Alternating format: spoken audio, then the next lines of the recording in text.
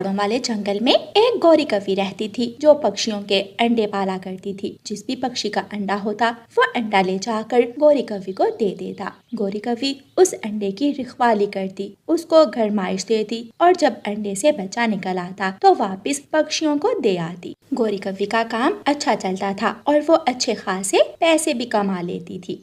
एक दिन गौरी कवि की सहेली पिंकी गौरी को फोन करती है। गौरी मेरी सहेली, आओ आज शहर वाले जंगल चले। आज वहाँ बहुत बड़ा मेला लगेगा, हर तरह के झूले और तरह तरह की खाने की चीजें होंगी। हम दोनों खूब मजा करेंगी। पिंकी, तुम्हें तो पता ही है, जब से मैंने ये अंडे पालने वाला काम संभाला है मेरा तो घर से बाहर निकलने का समय ही नहीं लगता। सारा दिन घर में ही गुजर जाता है। गौरी, एक तो तुमने फजूल काम शुरू कर लिया है। ऐसा करो, अंडों के ऊपर घास रख कर आ जाओ। कुछ नहीं होगा अंडों को। अगर अंडे ठीक हुए तो बच्चे तो निकल ही आएंगे। तुम्हारे ऊपर बैठने ना बैठने से कोई फर्क नहीं पड़ेगा। हाँ पिंकी, ये आइडिया भी अच्छा है। आज मैं भी तो देखूं कि अंडों पर बैठना जरूरी है भी या नहीं। अच्छा, मैं नदी पर आती हूँ, तुम भी वहीं आ जाना। हाँ ठीक है, लेकिन समय पर आ जाना। अगर देर की तो वापस आने में भी देर हो जाएगी।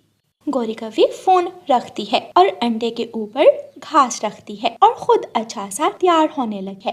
गौरी कवि अपना बैग उठाती है और नदी पर चली जाती है। वहाँ पिंकी कवि भी आ चुकी थी। पिंकी, मुझे डर लग रहा है, कहीं कुछ गड़बड़ ना हो जाए। अरे कुछ भी नहीं होगा, तुम चिंता ना करो। दोनों सहेलियाँ उड़ती हैं और शहर वाले जंगल चली जाती हैं। शहर वाले जंगल तो बहुत बड़ा मेला लगा हुआ था। दोनों सहेलियाँ बड़े झूले में बैठती हैं, फिर नाव झूले में बैठती हैं। वो सभी झूलों में बैठती हैं। वो दोनों सहेलियाँ पानी पूरी खाती हैं, पाव भाजी खाती हैं और तो और बड़ा पाव भी खाती हैं और मीठे में तरह तरह की मिठाइयाँ खाती हैं। और फिर शाम होते ही दोनों सहेलियाँ अपने जंगल वापस आ जाती हैं।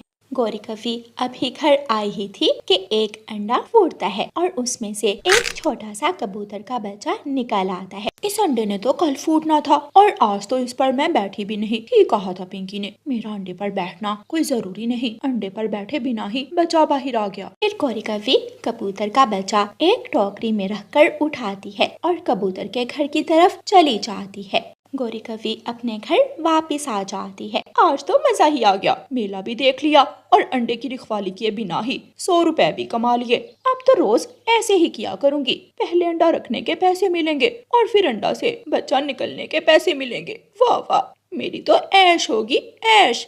हमारा बच्चा, हमारा प्यारा बच्चा हमारे पास आ गया। गौरी, तुम्हारा बहुत बहुत धन्यवाद। तुमने हमारे अंडे की रक्षा की। ये लो 100 रुपए हमारे बच्चे की खुशी में। गौरी कवि खुशी खुशी 100 रुपए कबूतर से ले लेती है। उस दिन के बाद गौरी कवि ऐसा ही करती है। गौरी कवि हर रोज अपनी सहेली पिंकी के साथ चली जाती और किसी न किसी जंगल की सैर करती।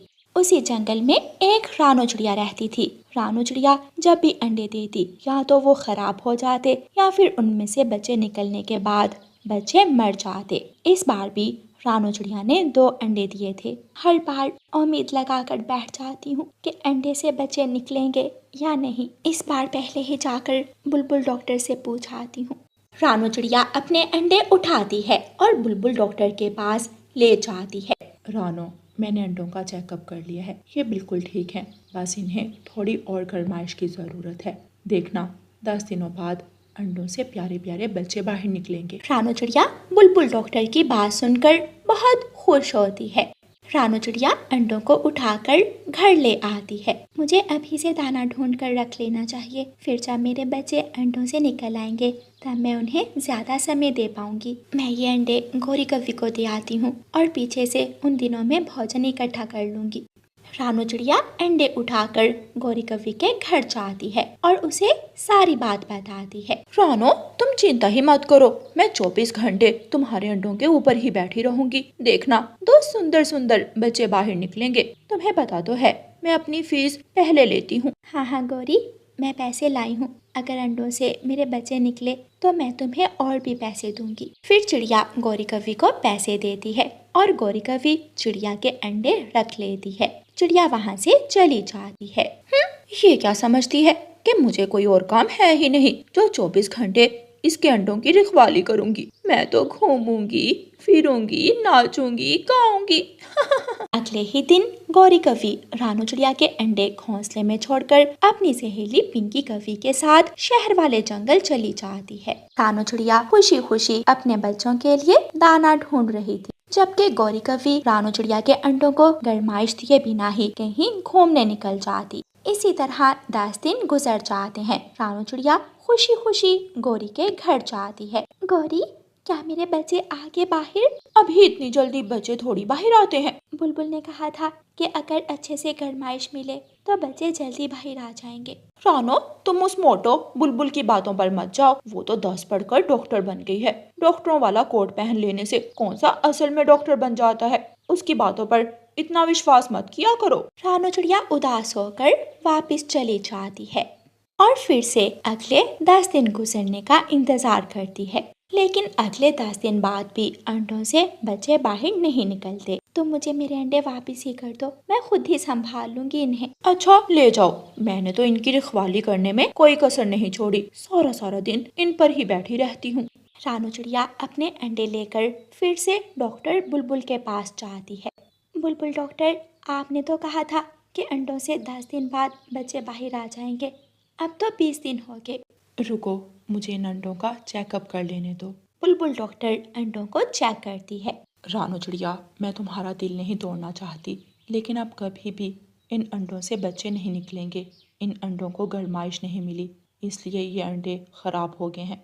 रानू चिड़िया फूट फूट कर रोना शुरू कर देती है। मेरी किस्मत ही क्यों ऐसी है? क्या मैं कभी अपने बच्चों को नहीं देख सकती? आपने मुझे उम्मीद दिलाई थी कि मेरे बच्चे बाहर आएंगे और अब आप खुद ही ऐसी बातें कर रही हो। शायद गौरी ठीक कह रही थी, आपको अच्छे से डॉक्टरी की पढ़ाई पढ़नी चाहिए थी। रानो, गौरी कवि ने तुम्हें मेरे खिलाफ कर दिया, जबकि सारा दोष उसी का है। उसने तुम्हारे अंडों की सही से रखवाली नहीं की। जिसका भी दोष है उसे उसके किए की सजा जरूर मिलेगी। एक दिन चील गौरी कवि के पास आती है। गौरी, मेरी सहेली बीमार है, मैं उसके पास जा रही हूँ। तब तक तुम मेरे अंडे की अच्छे से रक्षा करना। चील चाची, तुम चिंता ही मत करो, मैं अपना दिन रात एक कर दूंगी इस अंडे पर। अच्छा, अब मैं चलती हूँ। चील अपने घर जाती है, अपना सामान बांधती है और अपनी सहेली के पास चली जाती है। 3-4 दिन गुजर जाते हैं। आज फिर गौरी कवि अपनी सहेली के साथ एक नया जंगल घूमने जा रही थी। गौरी कवि अच्छा सा तैयार होती है। जाते जाते गौरी दरवाजा जोर से बंद करती है तो अंडा नीचे गिर जाता है और टूट जाता है। गौरी कवि अंडे से बेखबर अपनी सहेली पिंकी कवि के साथ नए जंगल चली जाती है। उसी जंगल में चील की दोस्त का घर था। चील गौरी कवि को वहाँ घूमता हुआ देख लेती है। ये कवि यहाँ क्या कर रही है? इसे तो मैंने अंडे की रखवाली करने को कहा था। चील गौरी को फोन मिलाती है। गौरी, कैसा है मेरा अंडा? चील चाची, तुम्हारा अंडा तो एकदम मस्त है। अभी तक मैं उसके ऊपर ही बैठी हूँ। अच्छा, अभी भी उसके ऊपर ही बैठी हो? हाँ हाँ चील चाची, आपने मुझे जो काम दिया है वो मैं बहुत अच्छे से कर रही हूँ। चील फोन रखती है और जल्दी से अपने जंगल वापस आती है। जब वो गौरी के घर पहुँचती है तो वहाँ उसका अंडा टूटा पड़ा था। उस काली कलौटी ने मेरा अंडा तोड़ दिया। उस काली को तो मैं नहीं छोड़ूंगी, मार डालूंगी उसे। शाम को जब गौरी कवि अपने घर वापस पहुँचती है तो चील को देखकर परेशान हो जाती है। चील, तुम यहाँ? काली कलौटी कहीं की, मेरा अंडा छोड़कर तुम जंगल घूमने चली जाती थी। तूने मेरा अंडा तोड़ दिया, अब मैं तेरे सारे पंख ही तोड़ दूंगी। फिर चील गौरी कवि की खूब पिटाई करती है और उसके सारे पंख तोड़ देती है। चील चली जाती है और गौरी वही लेटी रोए जा रही थी। वो तो अब हिलने के काबिल भी नहीं रही थी। जंगल के सभी पक्षियों को गौरी कवि के कारनामों का पता चल जाता है, इसलिए कोई भी गौरी के पास नहीं आता और ना ही गौरी की सहेली पिंकी गौरी की मदद के लिए आती है। प्यारे दोस्तों, इस कहानी को लाइक, अपने दोस्तों के साथ शेयर और चैनल को सब्सक्राइब करना बिल्कुल मत भूलना। आपका धन्यवाद। जंगल में छोटे पक्षियों के पेपर्स होने वाले थे। सभी गरीब छोटे पक्षी दिल लगाकर मेहनत कर रहे थे। कीकी, तुम खाना खाकर हमारे घर आ जाना, हम मिलकर पढ़ाई करेंगे। हाँ ठीक है, मैं आ जाऊंगा। कुकू अपने घर चला जाता है। मम्मा, कल हमारा पहला पेपर है। कुकू बेटा, दिल लगाकर मेहनत करना और अच्छे मार्क्स लेकर आना। जी मम्मा, मैं दिल लगाकर पढ़ाई करूंगा। मुझे सारे सवाल अच्छे से याद हैं। आज कीकी भी हमारे घर आएगा, हम दोनों मिलकर पढ़ाई करेंगे। जग्गू, अरे ओ जग्गू, कहाँ जा रहे हो? पापा, मैं बाहर खेलने जा रहा हूँ। तुम्हें पता है ना, कल तुम्हारा पेपर है, चलो बैठकर पढ़ाई करो। मम्मा, देखे ना, मैं अभी तो स्कूल से पढ़कर आया हूँ और अब फिर पढ़ाई, मुझे नहीं पढ़ना अब। अच्छा जाओ, तुम कुछ देर खेल आओ। गौरी, तुम जग्गू को खराब कर रही हो। अगर ये इस बार फेल हुआ तो मैं तुम्हें छोड़ूंगा नहीं। इतना कहकर कालू कौवा घर से बाहर चला जाता है। तुम चिंता मत करो, इस बार मैं पास होने का जुगाड़ भी लगा ही लूंगी। अगले दिन सभी छोटे पक्षी स्कूल पहुंच जाते हैं और उनका पेपर शुरू हो जाता है। सभी बच्चे पेपर लिखने लगते हैं। कुकू, अरे कुकू, इस सवाल का जवाब बता दो। पहले सवाल का जवाब। कुकू, तुम मेरे दोस्त नहीं हो, प्लीज जवाब बता दो। जग्गू कुकू से सवाल का जवाब पूछ रहा था, मगर कुकू पूरी तवज्जो से अपना पेपर करने में लगन था। बच्चों, तुम बाहर जाओ, एक बार फिर पूछूंगा मैं तुम्हें। ज्यादा ही शोखा बन रहा है यहाँ। क्या मसला है? कौन बोल रहा है? सब खामोशी से अपना अपना पेपर करो, वरना पेपर लेकर क्लास से बाहर निकाल दूंगा। सब छोटे पक्षी पेपर हल कर लेते हैं और जग्गू इधर उधर से मदद मांगता रह जाता है। कुछ ही देर बाद छुट्टी हो जाती है और सब छोटे पक्षी अपने अपने घरों को वापस चले जाते हैं। जग्गू, कैसे हो रहे हैं तुम्हारे पेपर्स? बहुत अच्छे पापा, मुझे सब कुछ आता है। अगर फेल हुए ना तो बाहर वाले पेड़ से उल्टा लटका दूंगा तुम्हें। बस भी करें, बेचारे बच्चे को कितना डराओगे। और चलो जग्गू, मैं तुम्हें खाना दूं। गौरी कव्वी जग्गू को रसोई में ले जाती है। तुम फिक्र मत करो, मैं तुम्हें फर्स्ट पोजीशन दिलाऊंगी। मगर मम्मा, वो कैसे? वो तुम मुझ पर छोड़ दो, जाओ जाकर मुंह हाथ धोआओ और आकर खाना खाओ। फिक्र नहीं करनी मेरे बच्चे ने। मेरी प्यारी मम्मा, याहू। जग्गू खुश हो जाता है और जो थोड़ी बहुत पढ़ाई वो करता था उसने वो भी छोड़ दी थी। वो सारा दिन खेलता था। एग्जाम्स खत्म हो जाते हैं और रिजल्ट भी आ जाता है। पापा देखें, मैं फर्स्ट आया हूँ, मैं फर्स्ट आया हूँ। First first, Yahoo. मेरा बेटा, देखा ना कालू जी, हमारा बेटा कितना ज़हीन है। आप तो यूं ही इसे डांटते रहते थे। मम्मा, मेरी कोई भी पोजीशन नहीं आई। मम्मा, क्लास में मैं हमेशा सबसे अच्छा लेसन सुनाता था। जग्गू को तो कभी भी लेसन याद नहीं होता था और वो पेपर्स में भी बाहर खेलता रहता था। फिर वो कैसे फर्स्ट आ गया? कुकू बेटा, आप परेशान मत हो, कोई बात नहीं। मैं जानती हूँ मेरा बेटा बहुत ज़हीन है। रानू चिड़िया मन ही मन सोचती है, कुछ तो गड़बड़ है। कीकी भी इतना ज़हीन था, उसकी भी कोई पोजीशन नहीं आई। सब अमीर पक्षियों की पोजीशन बस। रानू चिड़िया कुकू के स्कूल में नौकरी करने का इरादा करती है और अगले दिन प्रिंसिपल के ऑफिस जाती है। रानू, तुम तो बहुत ज़हीन हो, तुम कल से ही स्कूल पढ़ाने आ जाया करना। रानू चिड़िया खुश हो जाती है। रानू चिड़िया बच्चों को पढ़ाने लगती है। जग्गू, आप बताओ, घोंसला बनाने के लिए घास ज़रूरी होती है या लकड़ियाँ? ये तो मुझे नहीं पता। अच्छा, तो तुम ये बताओ कि अगर बारिशों में घोंसला टूटने का खतरा हो तो क्या करना चाहिए? आप कुकू और कीकी से पूछ लें, मुझे नहीं पता। रानू चिड़िया सब जान जाती है। वो बच्चों को पूरा साल पढ़ाती है। दिन गुजरते गए और फिर बच्चों के एग्जाम्स शुरू हो जाते हैं। आपको पता है ना, मेरा बेटा ही फर्स्ट आना चाहिए। ये ले, रख ले। गौरी कव्वी प्रिंसिपल को एक भारी रकम देती है और वहाँ से चली जाती है। रानू चिड़िया पीछे खड़ी ये सब देख रही थी। रानू चिड़िया अपनी क्लास में जाती है। पेपर शुरू हो जाता है। सब बच्चे लिख रहे थे, मगर जग्गू, लाल तोता और उल्लू वैसे ही बैठे थे। पेपर का वक्त खत्म होने वाला है, तुम तीनों ऐसे क्यों बैठे हो? आपको नहीं पता, हम ना लिखकर भी फर्स्ट ही आएंगे। छुट्टी हो जाती है। सब बच्चे अपने अपने घर चले जाते हैं। रानो चिड़िया, इन बच्चों के नाम काट कर जग्गू, तोते और उल्लू का नाम लिख दो। मगर क्यों? मैं ऐसा नहीं कर सकती। ये मेरा स्कूल है और यहाँ मेरी मर्जी चलेगी। आपको बच्चों के साथ ऐसे अन्याय करते हुए शर्म आनी चाहिए। वो मासूम बच्चे रात रात भर पढ़ते हैं, ये उनका हक है। कुछ ज्यादा ही जुबान चलाने लगी हो तुम। निकल जाओ मेरे स्कूल से और दोबारा इधर का रुख मत करना। मैं तुम्हारा स्कूल बंद करवा के रहूंगी, देखना अब मैं क्या करती हूँ। रानो चिड़िया सब गरीब पक्षियों को जमा करती है और उन्हें सब बता देती है। मैं भी हैरान थी, मेरा बेटा इतना ज़हीन है मगर नंबर फिर भी कम ही लाता था। तो असल वजह ये थी, हम सब जाएंगे और वो स्कूल बंद करके रहेंगे। सब पक्षी प्रिंसिपल के ऑफिस में जाते हैं।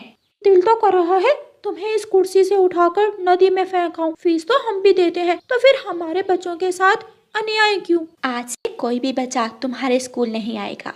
फिर रानो चिड़िया बच्चों को पढ़ाने लगती है और चाचा चमचम का स्कूल बंद हो जाता है। कालू कौवा उड़ता हुआ जा रहा था और साथ साथ गाना गा रहा था। मैं हूँ सुंदर कौवा, मैं हूँ प्यारा कौवा, कालू कौवा नाम है मेरा, पक्षियों को ठगना काम है मेरा, ला ला ला ला ला ला ला ला ला। कालू कौवा गाना गाते गाते झरने पर पहुंच जाता है। वो झरने के पानी में अपना अक्स देखता है और फिर खुद की तारीफें शुरू कर देता है। हाय, मैं इतना सुंदर क्यों हूँ? मेरी कितनी प्यारी चोंच है, कितना सुंदर मैं काला कलोटा कौवा। जिस कवि का भी मुझसे ब्याह होगा कि तो किस्मत का सितारा ही चमक उठेगा, उसे तो इतना सुंदर कौवा मुफ्त में मिल जाएगा। गौरी कवि अपनी माँ से कहती है, माँ, मैं झरने पर जा रही हूँ, वापस आते हुए मैं दाना लेकर आऊंगी। गौरी बेटी, किसी आवारा कौवे से बात मत करना। आजकल के कौवे बड़े चालाक हैं, अपनी झूठी बातों में फंसा लेते हैं जवान कवियों को। माँ, तुम तो ऐसे ही चिंता करती हो। तुम्हारी बेटी कोई इतनी सीधी नहीं है कि कोई भी आवारा कौवा उसे अपनी बातों में फंसा सके। ऐसे कहते हुए गौरी कवि अपने घर से निकलती है और झरने की तरफ जाती है। कालू कौवा जैसे ही दूर से एक कवि को आता हुआ देखता है, वो तुरंत अपने सर पर कैप और आंखों के ऊपर लाल चश्मे लगा लेता है। गौरी कवि झरने पर आकर बैठ जाती है। मैं सारा जंगल घूम कर आया हूँ, लेकिन मुझे कोई सुंदर कवि नहीं दिखी। लेकिन अब मुझे एक बहुत ही प्यारी सुंदर सी कवि दिख ही गई है, जो मेरी आंखों के सामने है। गौरी कवि कालू की बातें सुनती है और जल्दी से बोलती है, आपकी आंखों के सामने तो इस समय मैं हूँ। कालू कौवा अपनी ऐनक नीचे करता है और गौरी कवि को आंख मारता है और पूछता है, जी जी सुंदर कवि, मैं आपके बारे में ही बात कर रहा हूँ। गौरी कवि ये बात सुनकर शर्मा जाती है। सच में आप जैसी सुंदर कवि मैंने आज तक नहीं देखी। कहाँ छुपी थी आप इतने सालों से? मैं यही रहती हूँ, इस झरने से थोड़ा दूर 2 बरगद के पेड़ छोड़कर मेरा घर है। और आप कहाँ रहते हैं? मेरा कोई एक घर हो तो बताऊं। जब मैं शहर वाले जंगल जाता हूँ, वहाँ मेरे 2-3 महल हैं और यहाँ गांव वाले जंगल में भी मेरे 2-3 घर हैं। कारोबार ही इतना बड़ा है मेरा। ऐसे कहते हुए कालू कौवा अपना चश्मा फिर से आंखों के ऊपर कर लेता है। गौरी तो ये बातें सुनकर हैरान हो जाती है। अच्छा, क्या आपकी शादी हो गई? कहाँ, मैं तो आप जैसी सुंदर कवि की तलाश में हूँ। ऐसे ही दोनों थोड़ी देर बातें करते हैं और फिर गौरी कवि कहती है, अच्छा कौवे जी, अब मैं चलती हूँ, मुझे अभी दाना भी ढूंढना है। मेरे होते हुए आपको कहीं भी जाने की जरूरत नहीं। मैं अभी जाता हूँ और आपके लिए खाना लेकर आता हूँ। आप मुझे बताएं कि आपको खाने में क्या पसंद है? मेरा तो जलेबियाँ खाने का मन कर रहा है आज। आपको जो भी पसंद है आप मुझे बता दिया करना, मैं ला कर दूंगा आपको। आप यहीं रुके, मैं अभी जाकर लाता हूँ जलेबियाँ। कालू कौवा ऐसा कहते हुए वहाँ से उड़ता है। कालू कौवा जल्दी से उड़ता उड़ता रानो चिड़िया के पास जाता है और जोर जोर से दरवाजे पर दस्तक देता है। रानो चिड़िया दरवाजा खोलती है। क्या बात है कालू भैया, क्या दरवाजा तोड़ोगे? रानो चिड़िया, मेरी बहन आई हुई है, उसे भूख भी बहुत ज्यादा लगी है। अब अगर उसे भूखे पेट वापस भेजूंगा तो अच्छा थोड़ी लगेगा। मेरे पास पैसे भी नहीं है, मुझे थोड़े से पैसे उधार दे दो। कालू भैया, मेरे पास तो सिर्फ 50 रुपए हैं, उनसे मैंने खुद सब्जी लेकर आनी है। रानो मेरी बहन, मेरी इज्जत रख लो। आज मुझे पैसे दे दो, मैं तुम्हारे सारे पैसे वापस कर दूंगा। अच्छा ठीक है, रुको मैं लाती हूँ पैसे। रानो चिड़िया घर के अंदर जाती है, अलमारी का दरवाजा खोलती है और अलमारी से पैसे निकालती और वापस बाहर जाती है। ये लो कौवे, जाओ जाकर अब अपनी बहन की भूख मिटाओ। धन्यवाद रानो बहन, मैं तुम्हारा एहसान हमेशा याद रखूंगा। कालू कौवा रानो चिड़िया से पैसे लेकर सीधा जलेबियों की दुकान पर जाता है, जलेबियाँ लेता है और जलेबियाँ लेकर झरने पर जाता है। मैं आ गया। ये लो सुंदर कवि, जितनी तुम्हारी बातें मीठी उतनी ही ये जलेबियां मीठी। गौरी कौवी शर्माती है और कालू कौवे को धन्यवाद कहकर वो जलेबियाँ लेती है। कल भी यहाँ ही आ जाना, तुम जो कहोगी मैं तुम्हें वही चीज ला कर दूंगा। गौरी कौवी अपने घर चली जाती है और कालू कौवा भी गाना गुनगुनाता हुआ अपने घर की तरफ चला जाता है। ला ला ला ला ला, मैं कौवा, मैं काला कौवा, मैं सुंदर कौवा, ला ला ला ला ला। अगले दिन गौरी कौवी फिर से झरने पर जाती है। कालू कौवा तो पहले ही झरने पर आया बैठा था। कालू जी, आज मेरा समोसे खाने को मन कर रहा है, क्या आप मुझे समोसे खिला सकते हैं? लो, मैंने तुम्हें पहले भी कहा था कि तुम जो भी कहोगी वही ला कर दूंगा मैं तुम्हें। तुम यही रुको, मैं अभी समोसे लेकर आता हूँ। कालू कौवा फिर से उड़ता है और जल्दी से रानो चिड़िया के पास जाता है। रानो, रानो मेरी बहन, मुझे कुछ पैसे उधार दे दो। कालू भैया, अभी कल ही तो मैंने आपको पैसे उधार दिए हैं, पहले वो पैसे तो वापस कर दो। तुम ऐसे करो, एक रजिस्टर में सारे उधार लिख लो, मैं इकट्ठे वापस कर दूंगा तुम्हें। नहीं है मेरे पास पैसे, जो पैसे थे मैं उनसे सब्जी ले आई हूँ। झूठ मत बोलो, आज तुम मुझे पैसे देना ही नहीं चाहती। देख लूंगा मैं तुम्हें, मेरी बात ना मानने का अंजाम भी तुम भुगतोगी। हैं? ये तो वही बात हुई, एक तो चोरी और ऊपर से सीना चोरी। एक तो मुझसे पैसे ले रहे हो और मुझे ही डरा रहे हो। जाओ, चले जाओ यहाँ से। कालू कौवा गुस्से में वहाँ से चला जाता है। कालू कौवा सीधा कबूतर के खेत में जाता है। वहाँ कबूतर खेत में काम कर रहा था। कबूतर मेरी मदद करो, मैं मर जाऊंगा। क्या हुआ है कालू, कुछ बताओ तो। पता नहीं क्यों सुबह से मुझे चक्कर से आ रहे हैं और सर में भी बहुत ज्यादा दर्द है। दवा के पैसे नहीं है मेरे पास, मेरी मदद करो, मुझे कुछ पैसे दे दो। तुम्हारी दवा 100 रुपए में आ जाएगी। जाओ, तुम ऐसा करो, लूसी से घर जाकर पैसे ले लो। प्यारे दोस्तों, इस कहानी का अगला भाग देखने के लिए कल तक इंतजार करें और आपको ये वाला भाग कैसा लगा है हमें कमेंट करके ज़रूर बताएं।